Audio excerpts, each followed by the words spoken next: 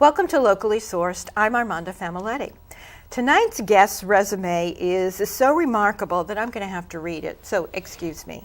So when he was in law school, he clerked for Supreme Court Justice Sonia Sotomayor at the Second Circuit Court of Appeals. And then he worked for Indiana Congressman Lee Hamilton when he served on the House International Relations Committee. And after passing the New York State Board, he moved to Kosovo to help establish the Republic of Kosovo. The United Nations nominated him to serve as the chief legal advisor to the Prime Minister of Kosovo. And shortly after Kosovo's independence, he returned to Yorktown to practice law. And now he's running for the New York State Assembly seat in the 94th District. Welcome, Vedat Gashi. Thank you. Thank you for having me. You're welcome. It's a pleasure. And what an impressive resume. Well, thank you. And before I get to that resume, I wanted to say thank you and congratulate you for having this show. At a time when mainstream media is so distrusted, and I think in a highly partisan time, it's this local access and actually meeting the people who are going to be representing you locally that has tremendous value, and I'm honored to be here and part of that. Oh, that's very nice of you to say. Thank you. Thank you. So Vedat Gashi, is that the correct pronunciation? That is the correct pronunciation. Okay, because it's not so far a household name. You know that, right? Vedat Gashi. Right. Right. Yes. I take solace in the fact that Barack Obama was a difficult name for a lot of people, and also. While it might be unusual, maybe it's all the more memorable when you see it. Once you get it, I think it's pretty easy. Well, it does to sort of fall off the tongue. It has a nice rhythm and rhyme to it. Vedat Gashi, I like it. So you're running for the Assembly in the 94th District, and so the obvious question is why? Well, the obvious answer is because we're in a difficult time. I feel, especially as a district, we're under attack by the federal administration. The new tax plan hurts a lot of people that live here. Healthcare, our right and access to affordable healthcare has been difficult. Our schools and hospitals are struggling for funding. And in a time when we're being told that the economy is doing so great, it's the corporations that are doing much better than the actual people are. We're, I think, in a time where people are fearful and distrustful and highly partisan. And my great concern is that there's a bigger focus on that partisanship than there is on how it actually impacts the people here. And to me, a common sense and reasonable attack of these problems makes more sense than relying on your staid partisan attacks. Right. So do you feel, I mean, we're talking about very local government, state government, the Assembly. And tell me a little bit about the actual local area that the 94th Assembly District covers. So it's parts of Westchester and Putnam. In Westchester, it's Yorktown and Somers. And in Putnam, it goes from Putnam Valley to Carmel, which includes Mahopac, Southeast, which includes Brewster, and up to Patterson. Okay, so that's pretty much our viewing area. So great. I'm really glad to have you. And yeah, I hope a lot of people watch the show. You see on the monitor, there's the map, the borderlines of the 94th District. So it doesn't look like it's gerrymandered as much as some districts around here. But this was actually, when I did a little research, this area has gone Republican for about 5 decades now, and you're a Democrat. So you've got some work to do to turn, well, it looks green or yellow now, but you want to turn it at least purple. Well, our research shows it goes more than 5 decades. I think we were told 1920 is the last time that it had been Democrat. I was trying to make it not so bad, but it is what it is. I think, I don't know what the colors or how the colors came on the screen, but I think it is reflective, though, of the fact that this is a middle-class area and demographics are changing. It's been very Republican and strongly Republican for a long time, but the Democratic registrations are up, and frankly, a large part of this district doesn't regard itself as so much strongly Republican or Democrat. Certainly people on both sides do, but there's also a very large independent population. And I think most of the people here have worked hard for the homes that they have and like to think of themselves as independent thinkers. And I think that shows that would explain the trend away from this hyperpartisanship. We see that a Democrat was elected sheriff in Putnam County. Yeah. And in Yorktown, Yorktown, the town that I live in, there was a clean sweep of the Democrats in this last election, which is unusual. They ousted a bunch of incumbents. So I think the trend is in this direction, and I think it's part of the reason for our confidence, and we feel that there is a clear path to victory for us. Terrific. Okay. So what do you think are the most pressing problems in the Assembly 94th District? Well, the one that I'll hear the most it will involve taxes. Property taxes are high. We pay amongst the highest property taxes. That's the number one complaint of the voters in Putnam County. Would you say that, or? Yes. Yes. That's the one I'm most Westchester. Yeah, but I think it's somewhat nuanced. I think this new tax plan that came out, which gives a small tax cut to the individuals and maybe a larger tax cut to the corporation. The federal. The federal, excuse me, yes. Yeah. Under that plan, there's the state and local tax deduction restriction, so it limits the deduction to $10,000. I think to the people that are examining that, they'll say, well, hey, I pay more than $10,000 in state and local tax. This is going to directly... Property tax alone would cover the $10,000 and more. Exactly, and I think people are starting to realize, and the more you pay attention to it, and it's a complicated tax code, so people are still internalizing what this means to them. It means that most of the people here are going to be paying more in taxes, and property taxes are going to hit us especially hard here. So, so that's one big part of it. But another part of it is, since we do pay such high taxes, we expect to have a proportionate share in return. So we want a fair share of the services and funding back to help our schools, our infrastructure and roads, our local hospitals, things along those lines. And I think that's the number one thing we'll hear. Once you step away from that, people are healthcare. I think people with pre-existing conditions, the increasing costs of healthcare, regardless of the administration, almost, and it's my personal experience as well. We're paying more for more for healthcare and getting less back. So that's a big concern for people here. Right. So let's talk about taxes, because Sure. even if it's not the number one complaint, it's my number one complaint. So what concrete actions would you be able to take as an assemblyman to help lower my taxes, and what would you do differently than the incumbent? Well, there was an effort in the New York State Assembly in this last session to combat this federal tax plan by making the school tax portion, making that a charitable donation. And there was an effort and a vote that took place. The incumbent voted against it, which to me is a difficult, difficult place to get to. I think you only get to it if you're supporting the partisan, your party's tax plan in the federal level, and maybe ignoring the impact of the people here.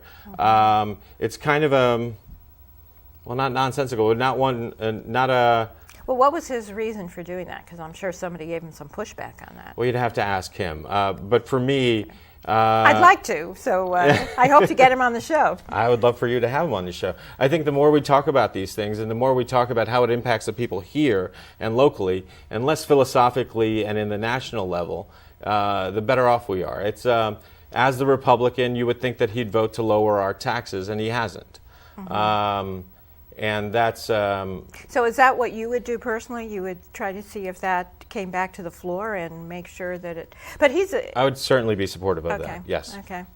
All right, but the Assembly passed it anyways, even without his vote.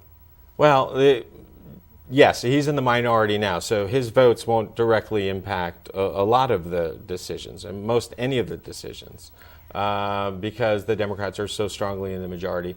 I think it's harder to say how a member of the Assembly is going to directly impact the entirety of the Assembly and the entirety of the New York State government.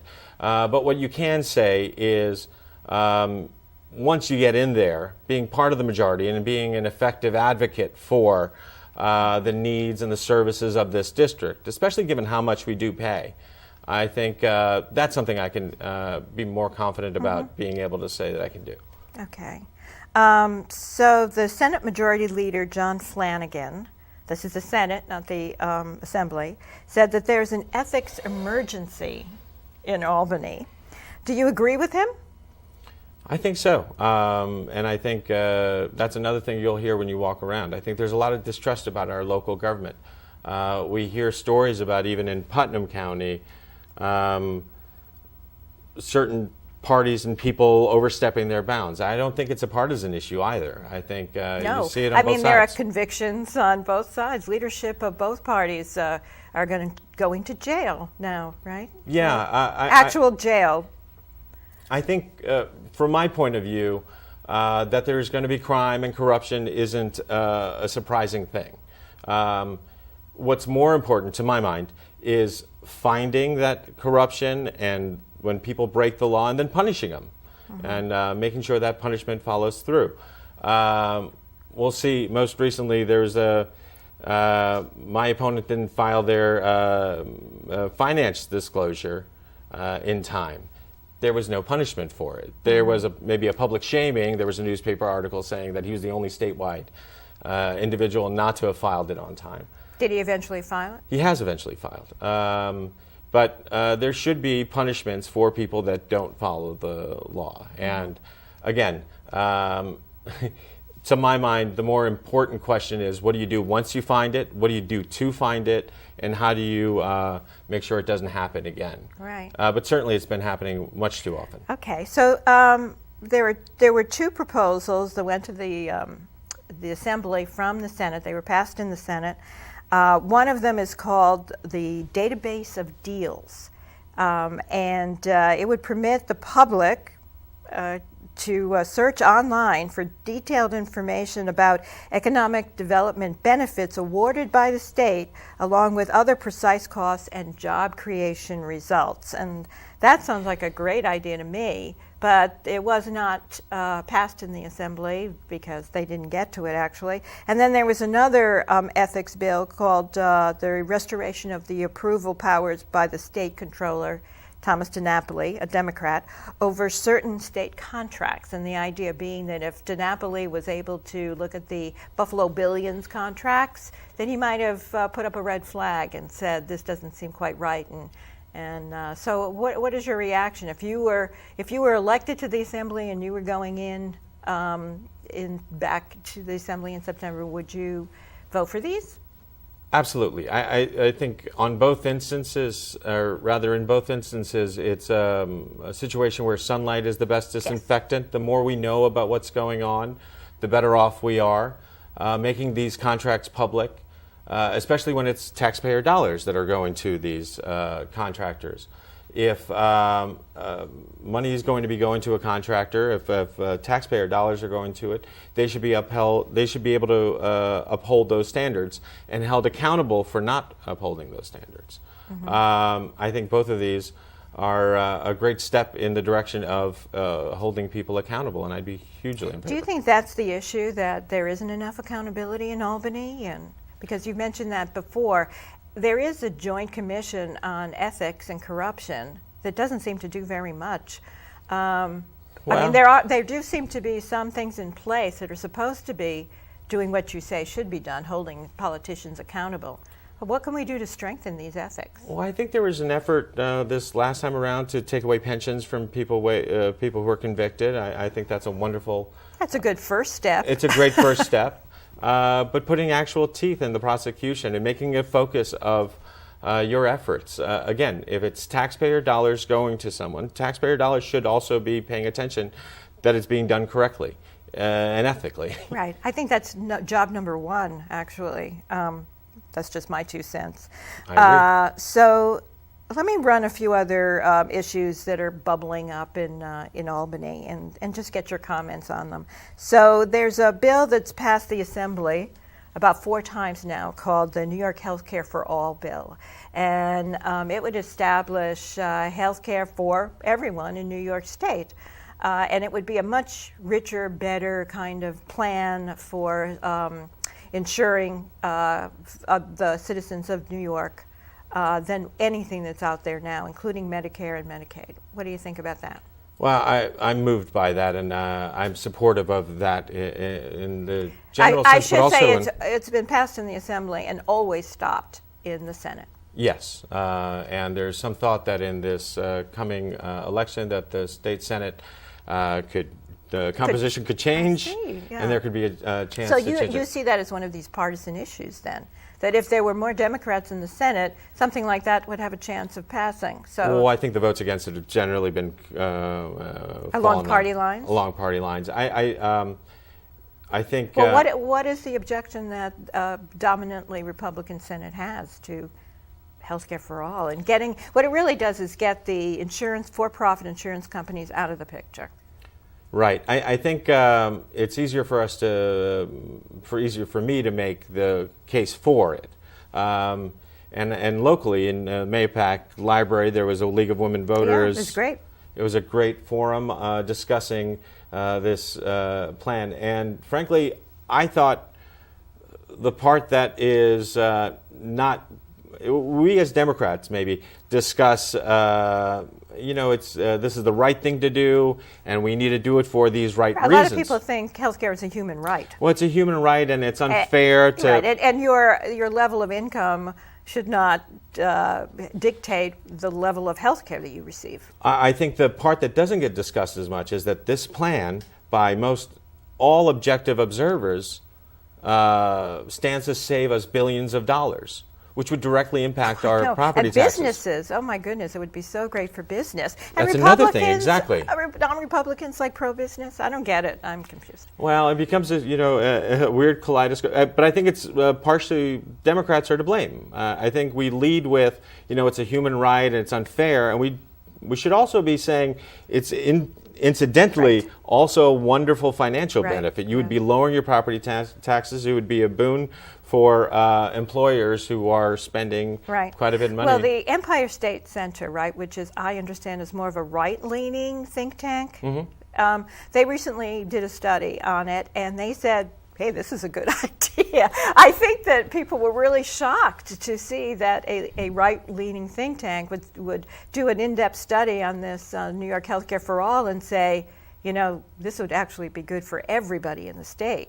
Well, I think the math is hard to argue. I think you look at the fact that we've been, and anyone who, this is a common occurrence, but you're paying more for for health care every year. I know that our premiums are going up every year, and my deductible is rising, and the return I'm getting is less. It can't consistently happen for so long and still be.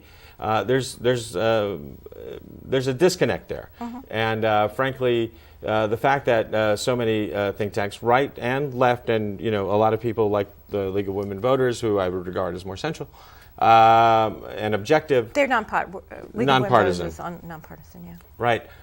So nonpartisan, objective observers are studying it and saying it's a financial gain for people here. I think that's a strong argument. So let me give you a couple more. Voter ID, that was recently proposed in the Senate. And what do you think about that? Let's have a voter ID law. Why is that a good or a bad idea? Listen, in the difficult thing with a question like the voter ID law is that in the specific sense, it's probably not a terrible idea to have someone have an identification before they're going in to vote. But frankly, it's not a problem that we face. We don't have rampant voter fraud, and it's solving a problem that we don't have. A focus on that, and I think for that reason, a lot of the people that would focus on that question are Who would be pro voter ID? People that propose that, the question is always, why are you proposing that? What are they trying to achieve? And sometimes I think the attack is that they're hoping to discourage people from voting rather than having more people vote. Okay, that's usually the claim. Yeah. So you would not vote for a voter ID law if you were Assemblyman? I think we have priorities that are much stronger than that, and it's solving a problem that we don't have. So what about consolidating services to save tax funds? Local municipal services, including school districts. Well, there is power in consolidation. You can see economies of scale, how it could be better. I tend to be deferential to the professionals that do the job and the decisions that they make. I fully recognize that. When you say that, are you talking about the local school boards or the local town councils and boards? Right. As regards schools, I tend to be super deferential to the people who have devoted their life to these things. But then when you look at, like, let's say town courts, they'll meet one day a week in one town and another day a week in another town, and they each have their own administration and upkeep and staff. That doesn't seem efficient. It would seem that you could serve to have perhaps a unified judicial response to these sorts of questions. What about police departments and fire departments? I think, again, while being completely deferential to the professionals and the jobs that they're doing, you could understand how not necessarily each individual, like how, I think my question would be, how do the services best how do the services and the jobs that these people are doing best get enacted? Also, you want efficiency. Me, the bottom line is with education, it's the kids. Are they getting the best education?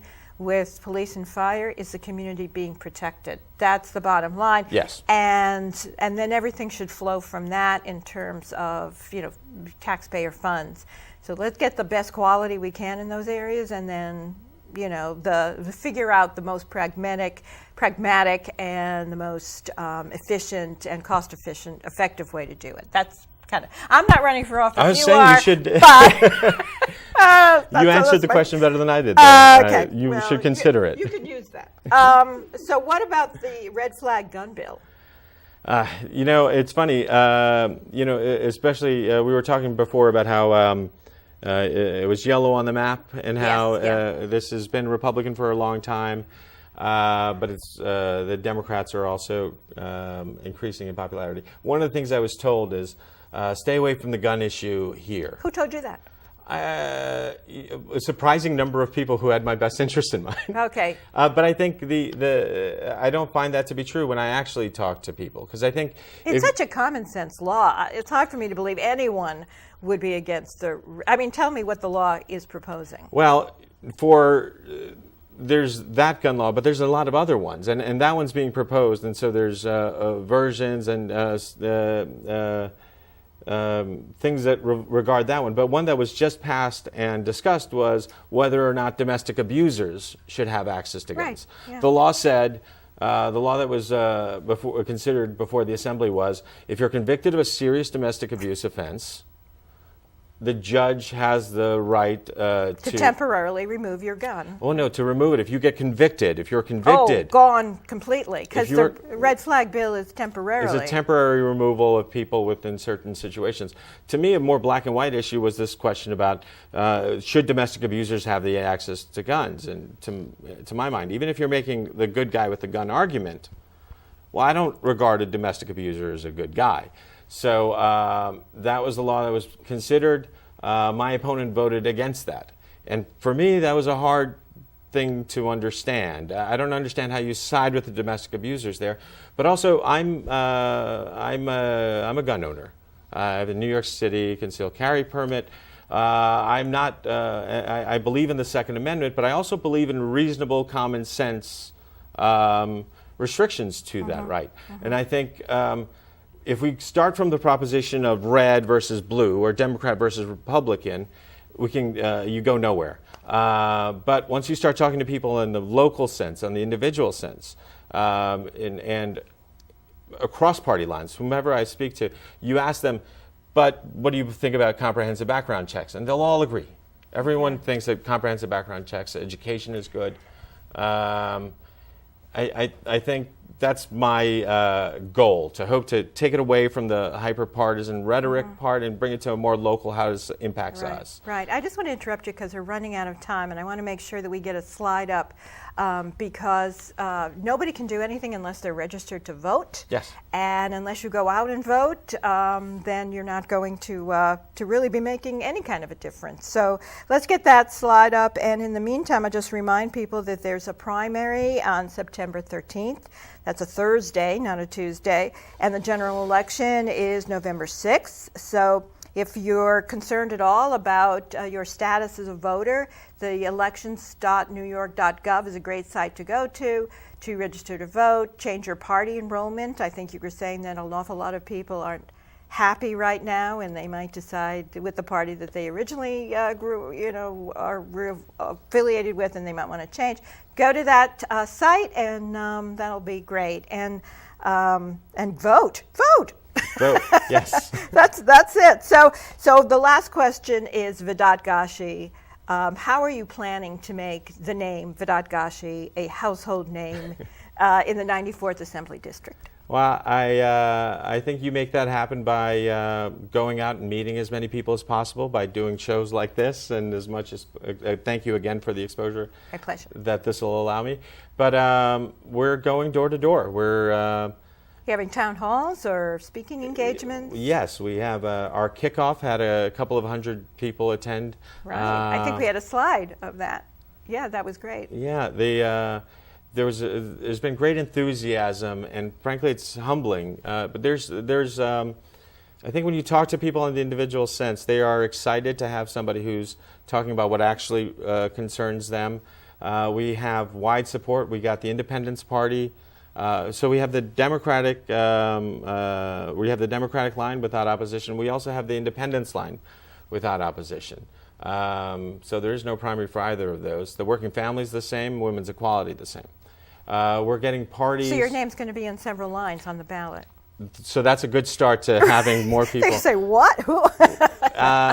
I love the people. No, by the election time, everyone's going to know Vedat Gashi. Well, I hope so. I hope, and they'll know what Vedat Gashi stands for. But I am particularly heartened and encouraged by the people who have gone around and collected signatures for me, but then also people who have asked for lawn signs and put them up. They are... Yeah, there are certain laws about lawn signs. But anyways, I know we've got to go. We're getting all kinds of signals here. So thanks so much for coming. Thank you so much for having me. It was great meeting you. Wonderful. And thanks for our all-volunteer crew and for everyone who watches. Thanks. Thank you.